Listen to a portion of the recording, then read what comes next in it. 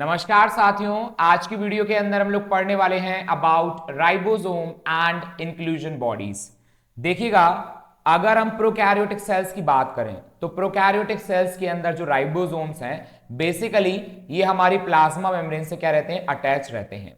अब यहां पे दिया गया है कि जो राइबोसोम है इनकी साइज क्या है, आपकी लगभग 15 नैनोमीटर बाई 20 नैनोमीटर इनकी साइज है। ठीक है, और मतलब इनकी जो साइज है ये आपको समझ में आ गई होगी I hope so, 15 nanometer by 20 nanometer, और ये दो सब यूनिट से मिलकर बने रहते हैं। जैसे अगर हम बात करें प्रोकैरियोटिक सेल के अंदर जो राइबोसोम है ये 70s टाइप ऑफ राइबोसोम होते हैं। एस क्या होता है, 7 वर्ग यूनिट।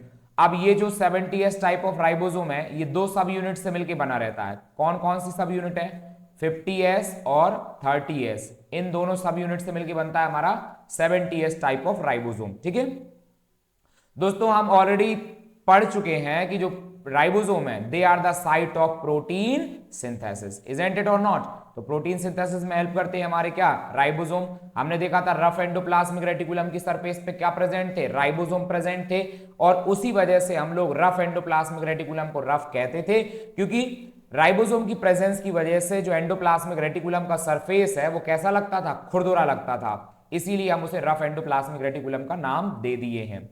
अब यहां पे लिखा हुआ है दोस्तों कि बहुत सारे राइबोसोम जब हमारे एक सिंगल एमआरएनए से अटैच हो जाते हैं तो उसे हम लोग क्या कहते हैं, पोलीसोम या पॉलीराइबोसोम। देखिएगा आप डायग्राम में, ये देखिए, ये हमने एक ये जो लाइन बनाई है this is basically of mRNA. ये हमारा क्या है, एमआरएनए यानी मैसेंजर आरएनए है।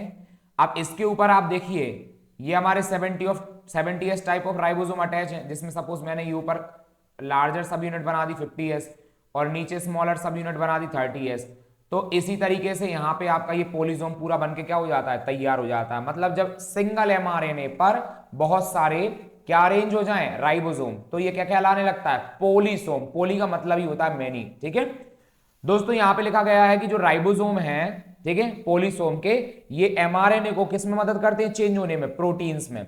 अच्छा, आप हम लोग यहां पे क्लास 12th में पढ़ते हैं जेनेटिक्स के अंदर सेंट्रल डॉगमा का कॉन्सेप्ट। देखिएगा सेंट्रल डॉगमा में होता क्या है दोस्तों, ये देखिए डीएनए जो है, एक्चुअली डीएनए पहली बात तो सेल्फ रेप्लिकेट कर सकता है। अब डीएनए के अंदर यहां पे एक प्रोसेस हुआ जिसे हमने बोला ट्रांसक्रिप्शन। क्या हुआ, ट्रांसक्रिप्शन। अब डीएनए के अंदर जब ट्रांसक्रिप्शन हो गया तो क्या बन गया, एमआरएनए। एमआरएनए यानी मैसेंजर आरएनए। अब इस मैसेंजर आरएनए से दोस्तों इसके अंदर हो जाता है हमारा ट्रांसलेशन प्रोसेस। ठीक है, ट्रांसलेशन प्रोसेस के द्वारा एमआरएनए से क्या बन जाते हैं बच्चों, प्रोटीन्स बन जाते हैं। तो वही यहां पे मेंशन किया गया है कि एमआरएनए से हमारे क्या बन जाएंगे, प्रोटीन। दोस्तों ये सेंट्रल डॉगमा का कॉन्सेप्ट है, और सेंट्रल डॉगमा का कॉन्सेप्ट फ्रांसिस क्रिक नामक साइंटिस्ट ने दिया था। ठीक है, अब बात करते हैं अबाउट इंक्लूजन बॉडीज।